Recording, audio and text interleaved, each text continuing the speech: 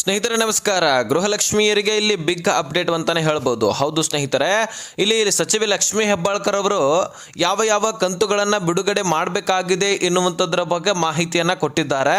ಜೊತೆಗೆ ಇನ್ನೊಂದು ಸರ್ಕಾರ ಹೊಸ ರೂಲ್ಸ್ ಅನ್ನು ತಂದುಬಿಟ್ಟಿದೆ. ಈ ಗೃಹಲಕ್ಷ್ಮಿ ಯೋಜನೆಯಲ್ಲಿ ಲೈಫ್ ಸರ್ಟಿಫಿಕೇಟ್ ಅನ್ನುವಂಥದ್ದನ್ನು ಈಗ ಕಡ್ಡಾಯವಾಗಿ ನೀವು ಕೊಡಲೇಬೇಕು, ಇಲ್ಲ ಅಂದರೆ ನಿಮಗೆ ಗೃಹಲಕ್ಷ್ಮಿ ಯೋಜನೆ ದುಡ್ಡು ಸಿಗೋದಿಲ್ಲ ಅಂತಕ್ಕಂಥದ್ದನ್ನು ಸಚಿವೆ ಲಕ್ಷ್ಮೀ ಹೆಬ್ಬಾಳ್ಕರ್ ಅವರು ತಿಳಿಸ್ತಾ ಇದ್ದಾರೆ. ಹಾಗಾದರೆ ಸ್ನೇಹಿತರೆ, ಲೈಫ್ ಸರ್ಟಿಫಿಕೇಟ್ ಅಂದರೆ ಏನೋ, ಇದು ಎಲ್ಲಿ ಸಿಗುತ್ತೆ, ಯಾತಕ್ಕಾಗಿ ನಾವು ಕೊಡಬೇಕು, ಈಗಾಗಲೇ ನಮ್ದು ಎಲ್ಲರದು ಕೂಡ ಸರಿಯಾಗಿ ದುಡ್ಡು ಬರ್ತಾ ಇದೆ, ನಮ್ಮ ಡಾಕ್ಯುಮೆಂಟ್ಸ್ಗಳು ಕೂಡ ಕರೆಕ್ಟ್ ಆಗಿದೆ, ಸರ್ಕಾರವೇ ದುಡ್ಡನ್ನು ಜಮಾ ಮಾಡೋದು ಹಿಂದೆ ಮುಂದೆ ಮಾಡ್ತಾ ಇದೆ. ಆದರೆ ಈಗ ದುಡ್ಡು ಸರಿಯಾಗಿ ಜಮಾ ಮಾಡದೇ ಇರೋದು ಸರ್ಕಾರ, ಆದರೆ ಈಗ ಅದನ್ನು ಕೊಡಿ ಇದನ್ನು ಕೊಡಿ ಅಂತ ಹೇಳ್ತಾ ಇದ್ದಾರೆ ಅನ್ನುವಂತಹ ಪ್ರಶ್ನೆಗಳು ಕೂಡ ಬರ್ತಾ ಇದೆ.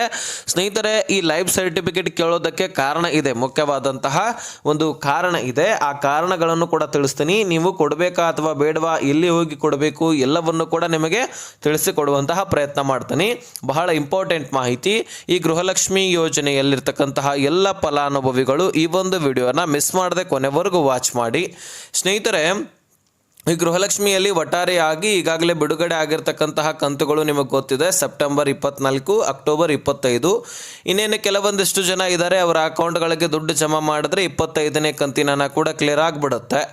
ಸೊ ಇನ್ನು 26 ನವೆಂಬರ್ ತಿಂಗಳ ಹಣ ಬರಬೇಕು, ಜೊತೆಗೆ 27 ಡಿಸೆಂಬರ್ ತಿಂಗಳ ಹಣ ಬರಬೇಕು, 28 ಜನವರಿ ತಿಂಗಳ ಹಣ ಬರಬೇಕು. ಈ 3 ಕಂತುಗಳನ್ನು ನಿಮ್ಮ ಅಕೌಂಟ್ಗಳಿಗೆ ನಾನು ಸತತವಾಗಿ ಬಿಡುಗಡೆ ಮಾಡ್ತೀವಿ ಅಂತಕ್ಕಂಥದ್ದನ್ನು ಇಲ್ಲಿ ಸಚಿವೆ ಲಕ್ಷ್ಮೀ ಹೆಬ್ಬಾಳ್ಕರ್ ಅವರು ತಿಳಿಸಿದ್ದಾರೆ.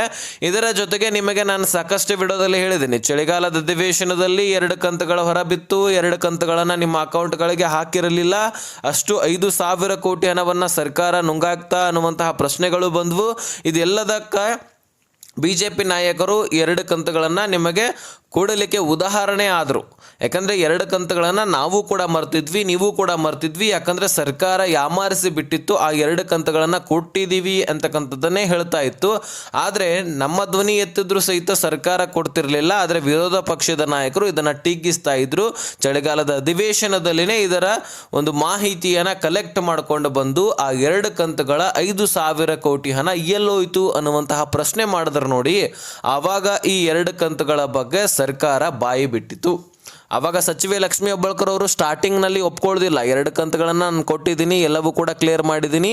ಆ 2 ಕಂತುಗಳು ಯಾವುವು ಅಂತ ಕೇಳೋದಾದರೆ, ಹೋದ 2025ರಲ್ಲಿ ಜನವರಿ ತಿಂಗಳಾದ ಬಳಿಕ ಡೈರೆಕ್ಟ್ ಆಗಿ ಏಪ್ರಿಲ್ ತಿಂಗಳ ಹಣವನ್ನು ಹಾಕಿದ್ರು ಸರ್ಕಾರದವರು.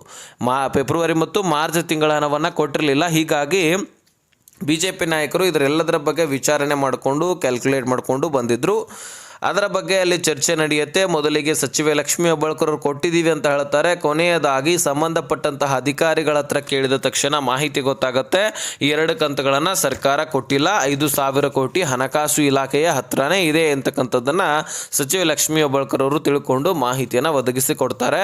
ತದನಂತರ ಆ 2 ಕಂತುಗಳನ್ನು ಅತಿ ಶೀಘ್ರದಲ್ಲಿ ಮುಂದಿನ ದಿನಗಳಲ್ಲಿ ನಾನು ಸರಿಪಡಿಸ್ತೀನಿ, ನನ್ನ ಮಾತಿನಿಂದ ಯಾರಿಗಾದರೂ ಬೇಜಾರಾಗಿದ್ದರೆ ಕ್ಷಮಿಸಿ ಅಂತಾನೂ ಕೂಡ ಹೇಳ್ತಾರೆ.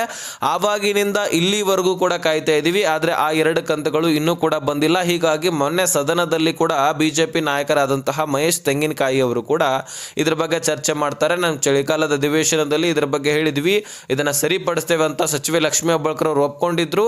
ಆದರೆ ಇಲ್ಲಿವರೆಗೂ ಚಳಿಗಾಲದ ಅಧಿವೇಶನ ಮುಗಿದು 1.5 ತಿಂಗಳಾಯಿತು, ಇನ್ನೂ ಕೂಡ ದುಡ್ಡು ಮಹಿಳೆಯರ ಅಕೌಂಟ್ಗಳಿಗೆ ಹೋಗಿಲ್ಲ.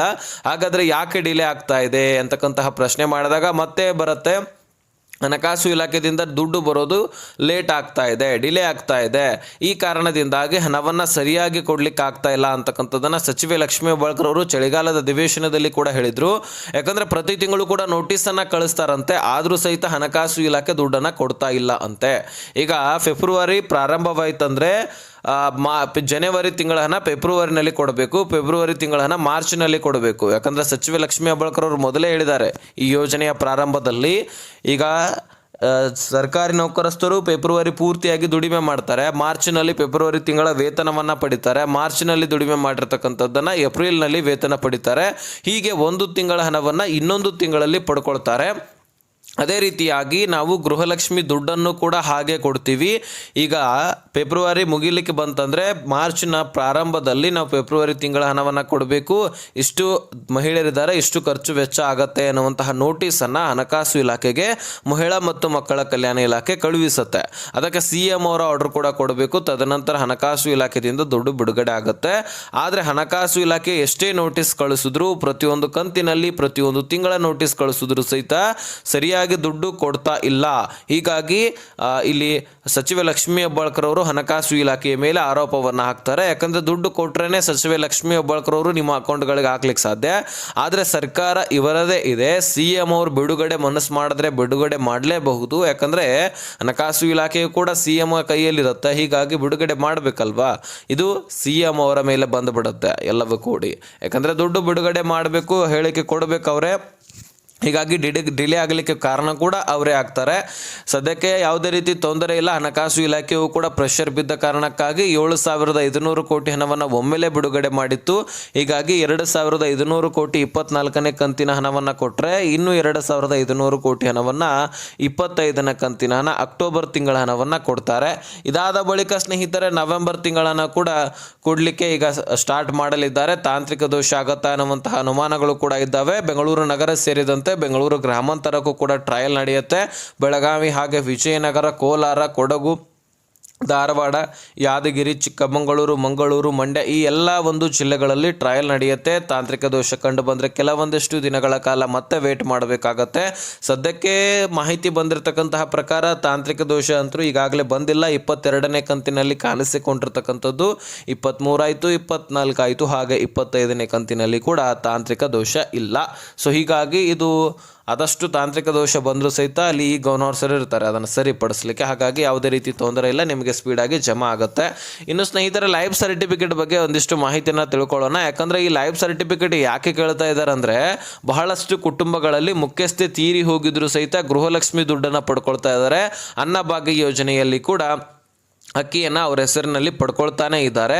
ಅದೇ ರೀತಿಯಾಗಿ ಮುಖ್ಯವಾಗಿ ಪಿಂಚಣಿಯಲ್ಲಿ ಕೂಡ ಲಕ್ಷಾಂತರ ಫಲಾನುಭವಿಗಳು ತೀರಿ ಹೋಗಿದ್ರು ಸಹಿತ ಅವರ ಹೆಸರಿನಲ್ಲಿ ಇನ್ನೂ ಇದುವರೆಗೂ ಕೂಡ ಪಿಂಚಣಿಯನ್ನು ಪಡ್ಕೊಳ್ತಾ ಬಂದಿದ್ರಂತೆ. ಮರಣ ಪ್ರಮಾಣ ಪತ್ರವನ್ನು ನೀವು ತೆಗೆಸಿದ್ದೆ ಆದರೆ ತೀರಿ ಹೋದ ಮೇಲೆ ಸರ್ಕಾರಕ್ಕೆ ಇನ್ಫಾರ್ಮೇಷನ್ ಹೋಗುತ್ತೆ, ದಿಢೀರನೆ ಎಲ್ಲ ಯೋಜನೆಗಳು ಬಂದಾಗತ್ತೆ.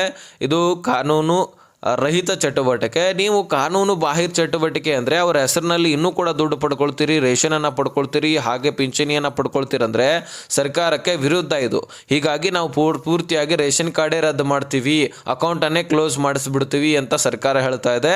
ನಿಮ್ಮ ಮುಖ್ಯಸ್ಥೆ ತೀರಿ ಹೋಗಿದ್ರೆ ಅವರ ಹೆಸರಿನಲ್ಲಿ ನಿಮ್ಮ ಮನೆಯಲ್ಲಿರ್ತಕ್ಕಂತಹ ಬೇರೆ ಹೆಣ್ಣು ಮಕ್ಕಳ ಹೆಸರನ್ನು ಸೇರ್ಪಡೆ ಮಾಡಿದ್ರು ದುಡ್ಡು ಬರುತ್ತೆ.